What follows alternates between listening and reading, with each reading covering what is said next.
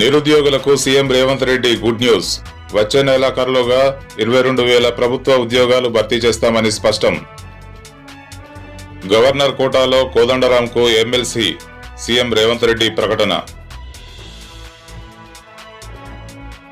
ప్రజాపాలనకు రాష్ట్ర వ్యాప్తంగా 1.25 కోట్ల దరఖాస్తులు.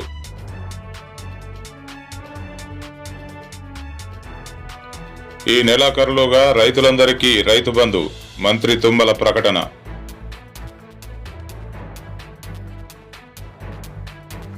Telangana Pradesh election committee chairman గా రేవంత్ రెడ్డి.